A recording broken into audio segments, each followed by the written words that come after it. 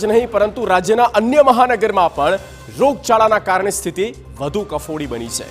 અમદાવાદ, વડોદરા અને રાજકોટમાં પણ હોસ્પિટલ દર્દીઓથી ઉભરાઈ રહી છે। ડેન્ગ્યુ, મેલેરિયા, ચિકનગુનિયાના કેસની સંખ્યા દિવસે ને દિવસે વધી રહી છે। સવાલ આરોગ્ય વિભાગની કામગીરી પર ઉઠી રહ્યા છે।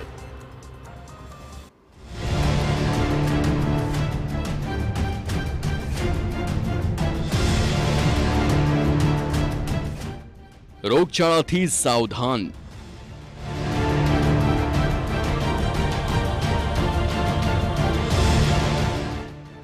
મહાનગર થયા છે બીમાર।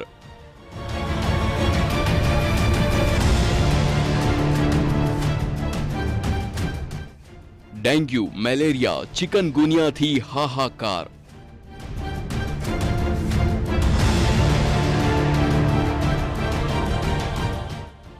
આરોગ્ય તંત્રની કામગીરી પર સવાલ। વરસાદ બાદ હાલ મહાનગરો રોગચાળાના ભરડામાં આવી ગયા છે। શહેર ભલે અલગ અલગ હોય પરંતુ સ્થિતિ એક સમાન જ જોવા મળી રહી છે।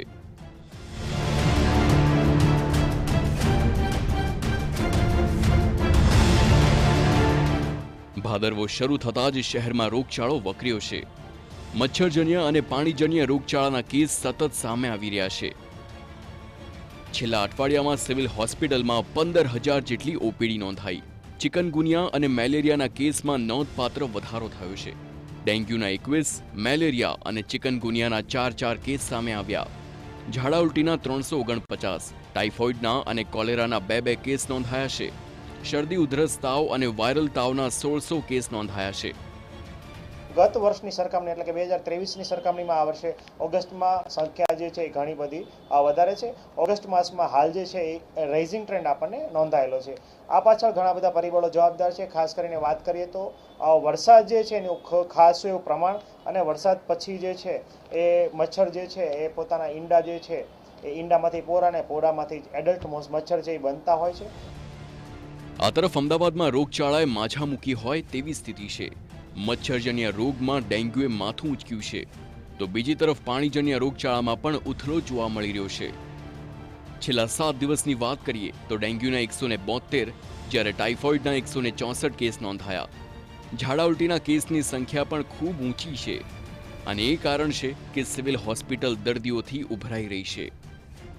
આ તરફ વડોદરામાં પણ વરસાદ અને પૂર બાદ સ્થિતિ વણસી છે। સરકારી હોસ્પિટલોમાં ઓપીડી દર્દીઓથી ઉભરાઈ રહી છે। વરસાદ બાદ પાણીનો ભરાવ થતા મચ્છરોનો ઉપદ્રવ વધ્યો છે અને તેને લીધે મચ્છરજન્ય રોગચાળો વકર્યો છે। બીજી તરફ વડોદરામાં ઝાડા ઉલટીના પણ રેકોર્ડ બ્રેક કેસ સામે આવ્યા છે।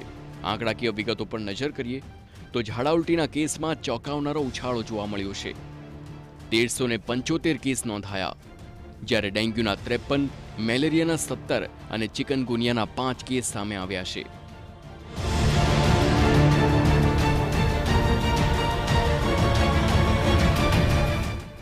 હાલ મહાનગરોમાં રોગચાળો વકર્યો છે। ખાનગી હોસ્પિટલમાં ડેન્ગ્યુ અને ચિકનગુનિયાના કેસમાં વધારો થયો છે। સિવિલ અને ખાનગી હોસ્પિટલો દર્દીઓથી ઉભરાઈ છે। 15 દિવસમાં વાયરલ, મચ્છર અને પાણીજન્ય રોગચાળો વકર્યો છે। ડેન્ગ્યુ, મેલેરિયા અને સિઝનલ તાવ તેમજ વાયરલ બીમારીના કેસ વધુ છે।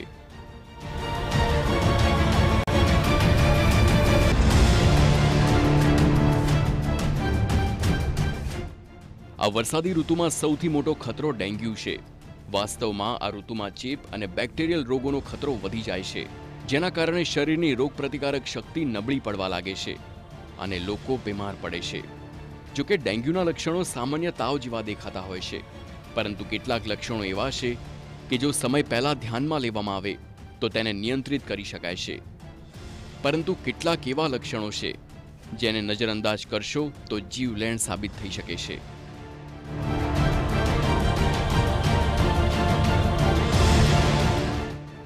નિષ્ણાતોનું કહેવું છે કે ડેન્ગ્યુ મચ્છર કરડ્યાના 1 અઠવાડિયામાં દર્દીના શરીરમાં ડેન્ગ્યુના લક્ષણો દેખાવા લાગે છે તેથી તેની ઓળખ કરવી મહત્વપૂર્ણ છે।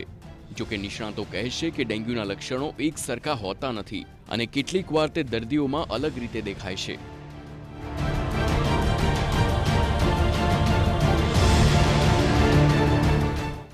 ડેન્ગ્યુના કિસ્સામાં દર્દીને ખૂબ જ તાવ આવે છે।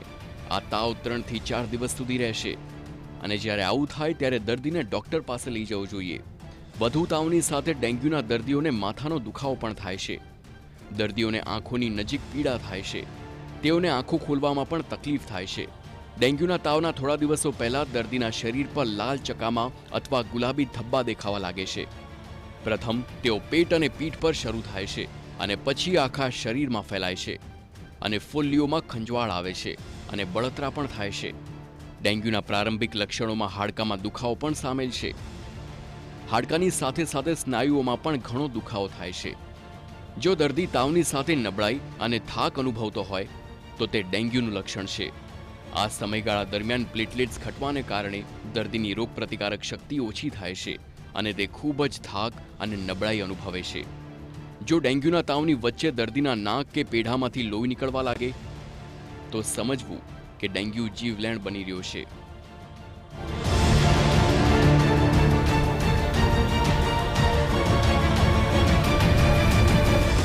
માત્ર મહાનગરો જ નહીં પરંતુ નાના શહેરોમાં પણ વરસાદ બાદ સ્થિતિ વણસી રહી છે.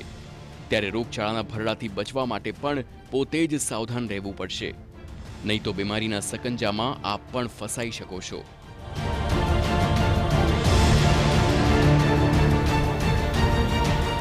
Bureau report, TV9.